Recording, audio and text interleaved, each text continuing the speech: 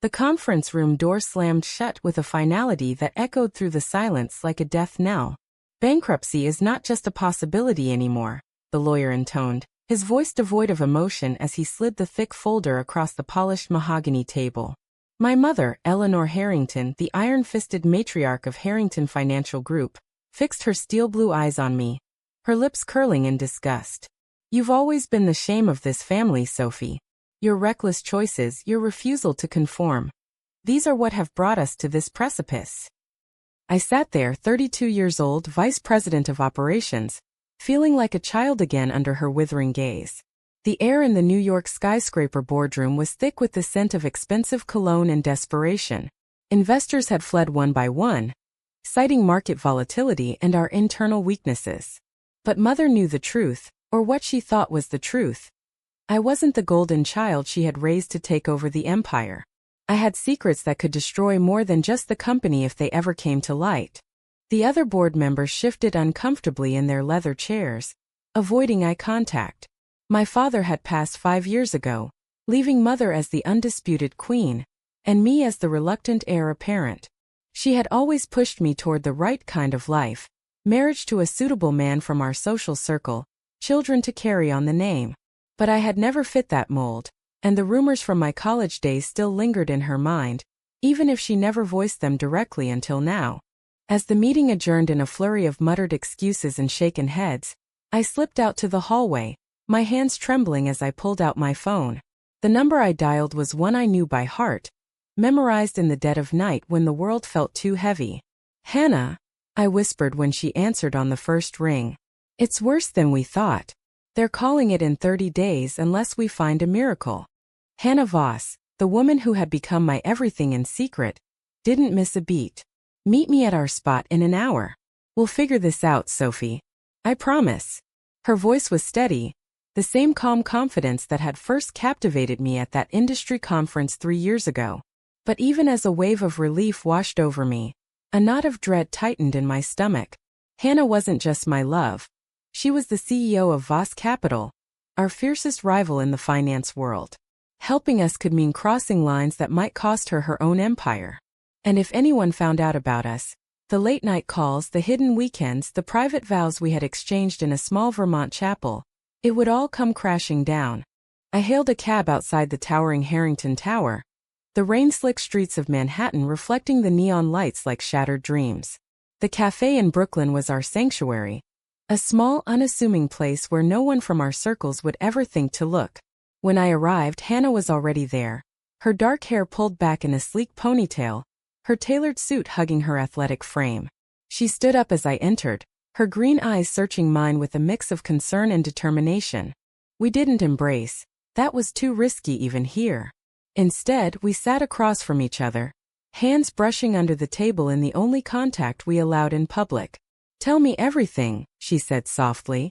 I did, pouring out the details of the meeting, the mounting debts from bad investments my mother had pushed, the loss of key clients to competitors like Voss Capital itself. Hannah listened without interruption, her jaw set. I could see the wheels turning in her mind. The strategist who had built her firm from nothing. But as I finished, she leaned in slightly. "I can help, Sophie. But it's not going to be simple. Voss Capital has the capital to bail you out, but it would require a merger. And in that merger, I would need certain assurances." My heart sank. This was the woman I loved. Yet in that moment, I saw the ambition that mirrored my own. The drive that had kept us both climbing the ladder while hiding our truth. "What kind of assurances?" I asked, already fearing the answer. She didn't flinch. "Control over operations. Your mother steps back. And we keep us hidden no matter what." The words hung between us. A reminder that even love had its price in this world of power and survival. As we parted ways that night, each heading to our separate lives, I wondered how long we could keep dancing on this tightrope before it snapped. The cab ride home felt endless, the city lights blurring past while my mind replayed every cautious choice we had made to protect what we had. I thought back to the first time I saw her, 3 years earlier at the annual Finance Leaders Summit in Chicago. She had been on the panel debating ethical investing, her arguments sharp and unyielding. Our eyes had locked across the room during the Q&A, And later at the bar, a single conversation had turned into hours. One stolen kiss in the hotel elevator had sealed everything. We built our life in fragments. Weekends in remote cabins, coded texts, a secret marriage officiated by a friend who asked no questions. Now those fragments were the only thing standing between Harrington Financial and oblivion. I barely slept, staring at the ceiling of my sleek, but empty Soho apartment. By dawn I was back at the office, pretending the boardroom confrontation had never happened. Mother summoned me at 10 sharp. "We need a plan, Sophie. And it better not involve selling our soul." I nodded, but inside I was already calculating the cost of the only plan that could work. Hannah's offer wasn't charity, it was a calculated move. If I accepted, I would be handing her the keys to the empire my family had built for 3 generations. If I refused, we would lose everything, including the fragile privacy that kept our love alive. The choice wasn't just business. It was personal, and every second I delayed made the stakes higher. The next morning I woke in my empty apartment to the buzz of my phone. Hannah's text was simple. "Negotiations start today. Come to my office at noon. Wear the gray suit. I like how it looks on you." I smiled despite everything, the small private joke cutting through the dread. But the smile faded when I read the attachment. A preliminary term sheet that would give Voss Capital 51% control in exchange for an immediate cash infusion. Mother would be advised into retirement. My title would remain, but real power would shift. I dressed quickly, the gray suit suddenly feeling like armor for a battle I wasn't sure I could win. Hannah's office overlooked Central Park, all glass and steel, a mirror of the empire she had clawed into existence. She greeted me with professional distance in front of her assistant, but the moment the door closed her hand found mine. "I hate asking this of you," she said quietly, "but the board at Voss won't approve anything less. They see Harrington as a sinking ship they can salvage and flip for profit." I pulled away gently, pacing to the window. "And what about us? If we merge, how do we keep hiding? One slip in a meeting, one late-night email, and it's over." She stepped behind me, not touching, but close enough that I felt her warmth. "We've hidden for 2 years. We can hide longer. This is survival, Sophie. For both of us." We spent the afternoon in tense negotiation, lawyers on speakerphone, numbers flying like weapons. I pushed back on every clause that stripped my mother's influence, knowing Eleanor would never forgive me. Hannah countered with cold logic. "Your mother's decisions caused this mess. She invested in outdated real estate plays while the market shifted to tech. She has to go, or the deal dies." By 4 o'clock we had a framework, but the personal cost was already mounting. I left her office with the draft agreement burning a hole in my briefcase, and drove straight to the family estate in Westchester. Mother was waiting in the sunroom, a glass of scotch in her hand. "Well," she demanded. I laid out the offer without naming Voss Capital yet, framing it as a white knight investor. Her face hardened. "No one gives money without strings. Who is it?" I hesitated too long. "Voss Capital," I said finally. Her laugh was bitter. "Hannah Voss? That shark? She'll swallow us whole and spit out the bones. And you're considering this?" I met her eyes. "We don't have a choice, Mom. 30 days or we lose the building, the name, everything." She set the glass down hard enough to crack the coaster. "You've always been weak when it counted, Sophie. This is your failure as much as mine." The words stung, but I held my tongue. I couldn't tell her the real reason I trusted Hannah. I couldn't tell her anything. That night Hannah and I met again, this time in the back booth of a quiet Italian restaurant in Queens. Over untouched plates of pasta we argued in hushed voices. "You're asking me to betray my mother," I said. She raised me. "This company is her life." Hannah's eyes flashed. "And what about our life? The one we built in secret because your mother would disown you if she knew? I'm offering a way out, for both of us. Take it, or watch everything burn." The logic was flawless, yet it felt like choosing which part of myself to cut away. We left without finishing dinner, the distance between us wider than the city blocks separating our apartments. The following week was a blur of backroom meetings and sleepless nights. I convinced 3 board members to support the merger by promising them seats on the new combined board. I leaked just enough financial distress to the press to make Voss Capital look like saviors. Each move was calculated, each small betrayal justified by the greater need to survive. Hannah watched from her side of the table, proud and distant. The woman I loved becoming the executive I feared. By Friday the term sheet was signed in principle. Only Mother's signature remained, and mine as guarantor. The price of survival was already higher than I had imagined. Monday brought the first real fracture. Mother stormed into my office at 8 sharp. The New York Times opened to the business section. Voss Capital? You went behind my back and courted the enemy. Her voice shook with rage. I closed the door, heart pounding. It was the only offer on the table. We're out of options. She slammed the paper down. Options? You had options. You could have married well, secured alliances the old-fashioned way. Instead you've always been different. Cold. Distant. And now this. The unspoken accusation hung between us. I had heard it in subtler forms my whole life, but never so raw. I forced my voice steady. This isn't about me. It's about saving the company you built. She laughed bitterly. Save it by handing it to Hannah Voss? Fine. But if this blows up, Sophie, remember who lit the fuse. I spent the rest of the day in damage control, calling allies, massaging egos, promising the merger would preserve jobs.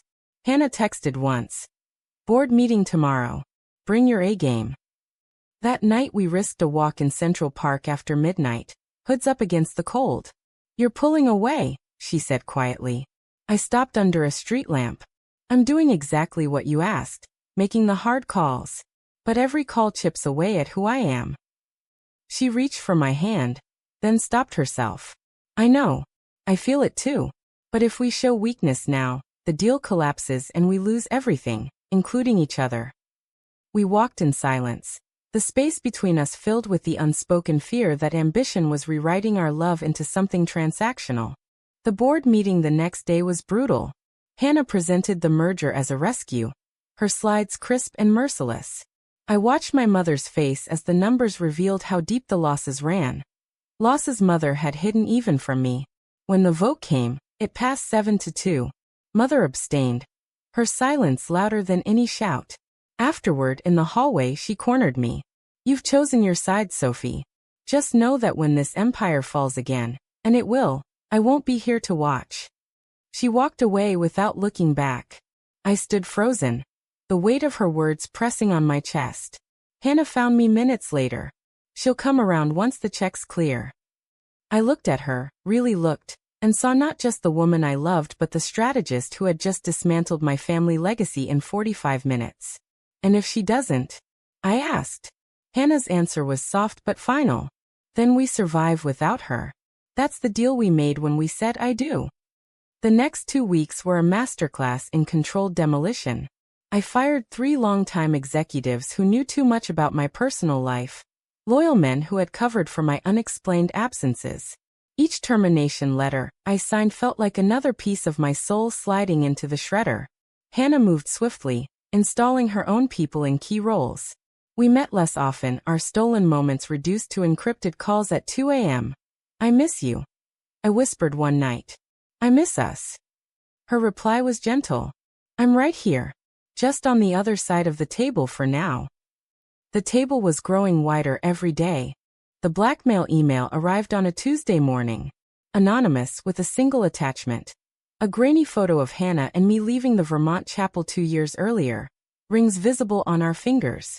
The demand was simple. Kill the merger or the photo goes to every board member and the New York Post. My hands shook as I forwarded it to Hannah. She called immediately. We don't negotiate with ghosts. I'll handle it. Within hours her security team traced the sender. A disgruntled Harrington VP I had fired the week before. Hannah's solution was ice cold. Offer him a golden parachute and a non-disclosure that includes the photo. If he refuses, we leak his own expense account fraud first. I stared at the phone. That's extortion. That's survival, she corrected. You taught me that when you chose this path. I met the man in a neutral conference room downtown. He sneered when I slid the check across the table. Your wife drives a hard bargain. The word wife hit like a slap. I kept my face blank. Sign and disappear. Or lose everything. He signed. The photo was deleted in front of me, but the encounter left a scar. I had become the person my mother accused me of being, ruthless, calculating, willing to destroy to protect the secret that defined me. That night Hannah and I finally risked a real meeting in my apartment. We didn't speak at first. She simply pulled me into her arms, and for a few hours the world outside ceased to exist. "We're winning," she murmured against my hair. But at what cost? I had no answer. The final negotiations dragged into December. Mother refused to sign anything until the last minute. When she finally appeared at Voss Capital's headquarters, her posture was regal, but her eyes were dead. She scrawled her name without reading the final page. "You've killed the Harrington name," she said quietly to me. I hope she was worth it. She didn't know the she was standing 10 feet away in a charcoal suit. Hannah didn't flinch. The moment the ink dried, the press release went out. Voss Capital acquires Harrington Financial in landmark merger. Headlines praised the deal as a masterstroke. Only I knew the truth. It was a surrender dressed as victory. Signing day was supposed to be a celebration. Instead it felt like a funeral. The grand ballroom at the plaza was packed with reporters, bankers, and the remaining Harrington loyalists. Hannah stood at the podium, poised and triumphant, announcing the new combined entity, Voss Harrington Group. I watched from the wings, the weight of my mother's absence pressing on me. Eleanor had refused to attend. "I won't watch you hand my life's work to your associate," she had said on the phone that morning. The pause before associate carried every accusation she had never voiced outright. When the documents were passed for final signatures, Hannah slid the stack to me first. Our fingers brushed, a secret touch no one else noticed. Then it was her turn. As she signed with a flourish, a murmur rippled through the crowd. A late arrival pushed through the doors. My mother, chin high, eyes locked on Hannah. She walked straight to the table, picked up the final copy, and studied the signature line. "Hannah Voss," she read aloud. Then she looked at me, really looked, and something shifted in her expression.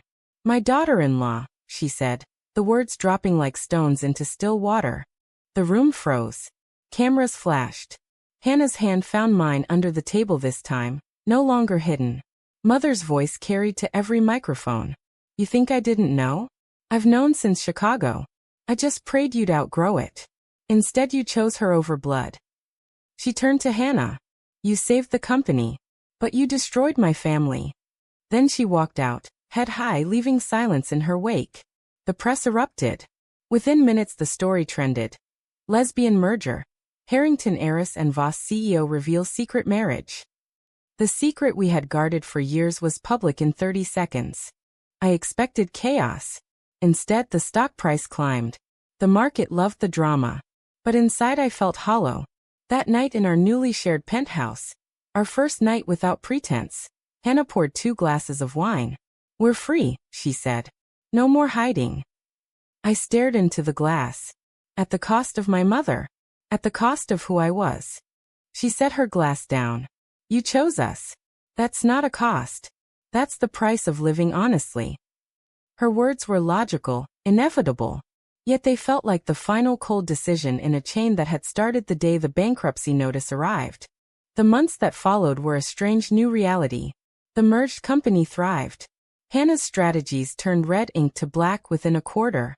I kept my title but lost my old office, the symbolic price of the new order. Mother refused all contact. She sold her shares at a premium and moved to a quiet estate in Connecticut. The last thing she said to me through her lawyer was simple. "You were never the shame. Your fear was. I hope you're braver now."